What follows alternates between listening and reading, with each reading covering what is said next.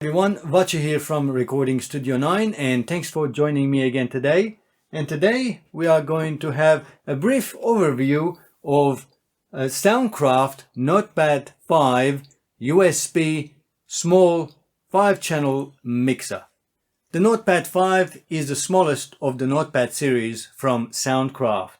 There's also Notepad-8 FX and 12 FX. And the difference would be obviously the number of inputs available, as well as the FX signifying that the 8 channel and the 12 channel have built-in effects unit, where the 5 does not have the effects unit. The Notepad-5 is really great for small budget home studio, as well as perfect for podcasting. And we're going to look at that later on. Why this mixer is really well suited for podcast recording.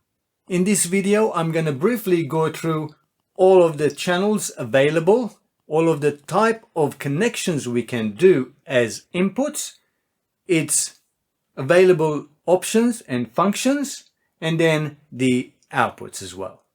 Of course, being a USB mixer, that means connecting a USB connection to our computer, we can actually have our signal routed to our PC, so we can digitally record what we are introducing to it.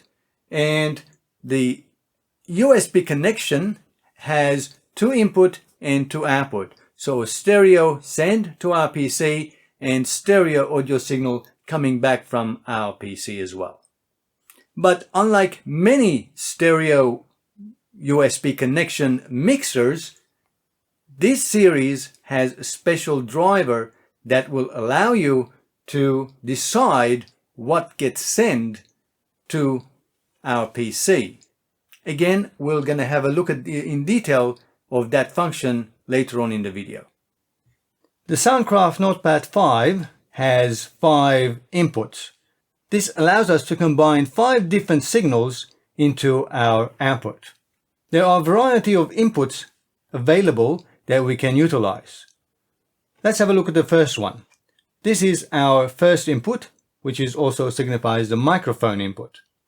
And it has combination XLR and jack socket at the top, where we are able to plug in our XLR microphone input. We can also plug in our synthesizer or line output from our guitar right into the middle of the jack. Or we can also plug in our guitar lead directly into it.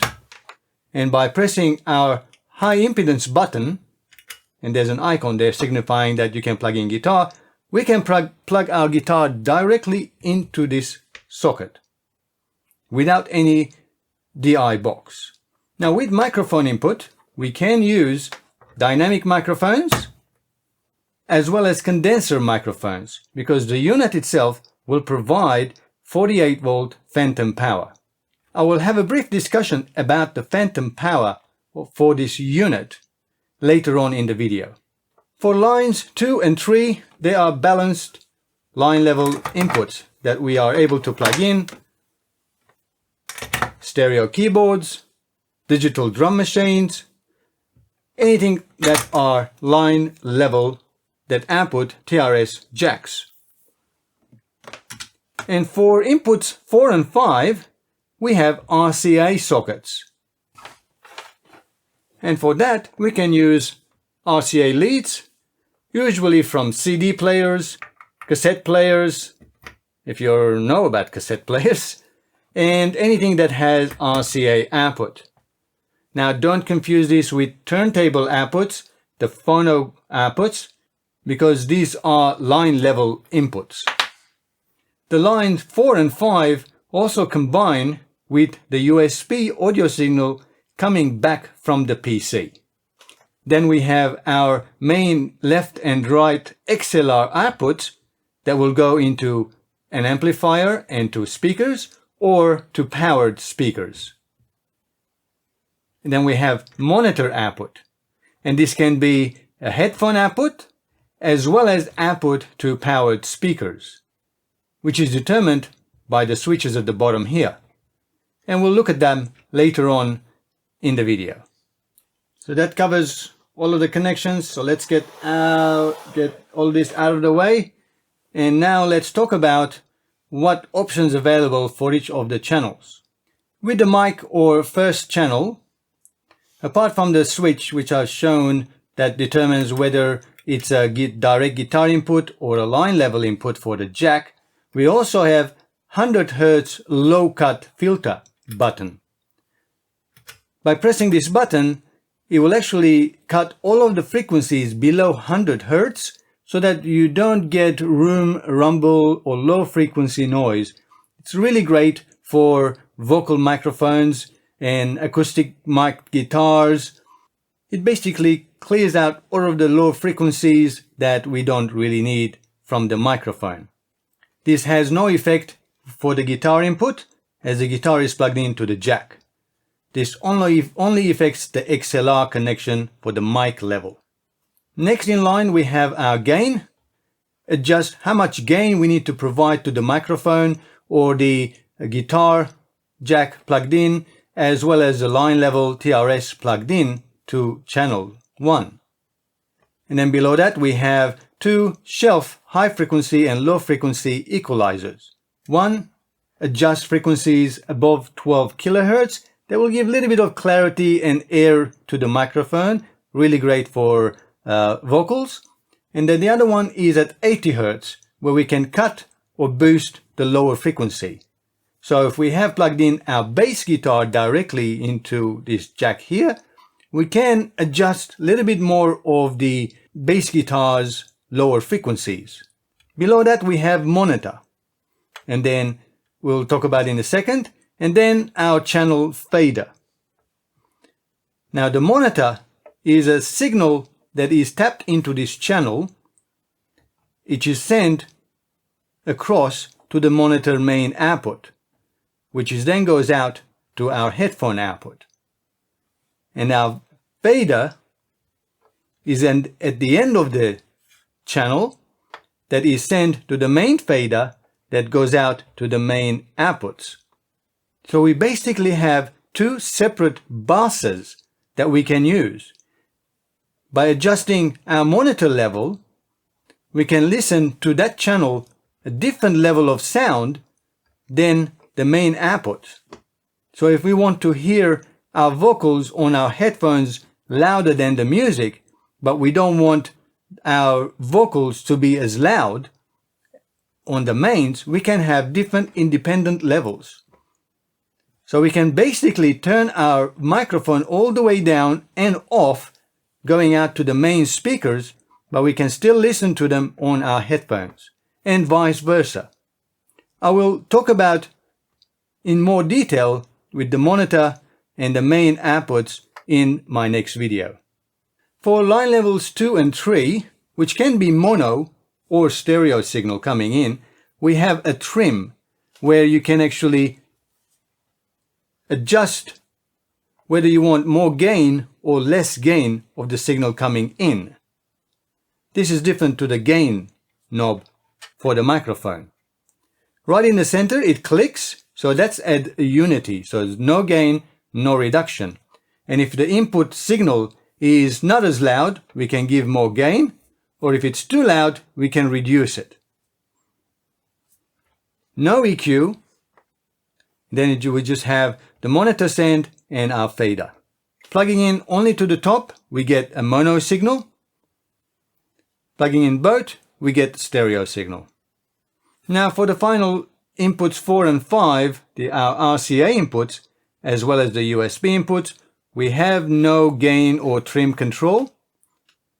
It's expected that to be able to adjust from the input source of the unit that we've connected.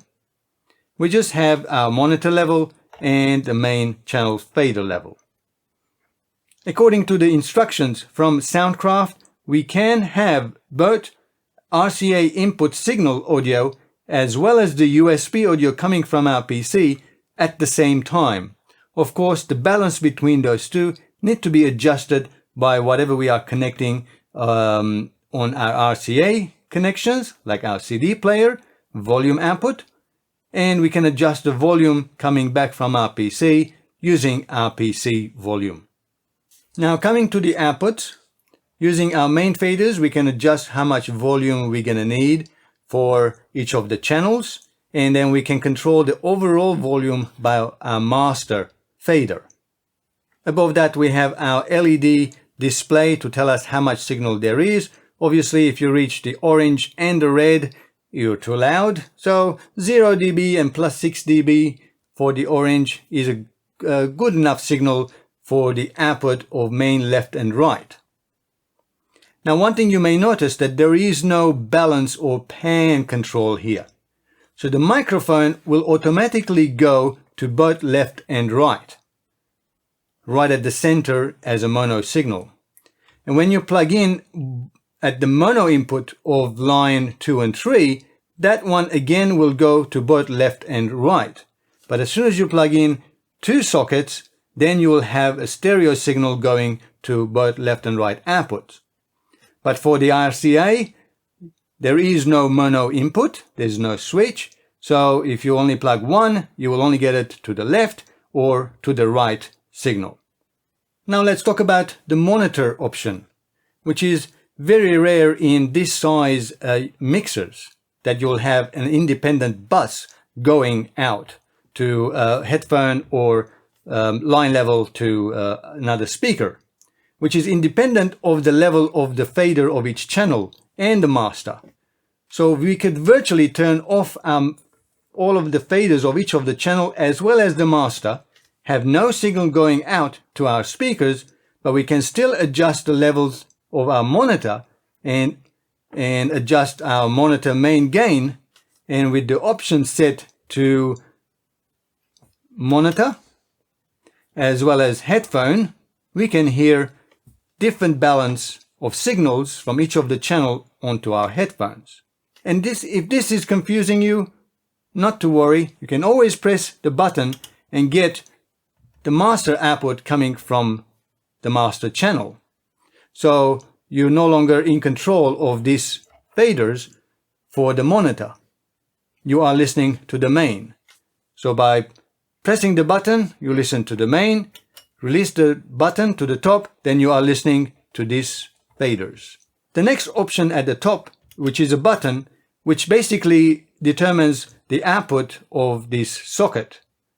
By pressing it down, it determines that it's a stereo signal left and right for headphone output. So you can plug in your headphone right in there.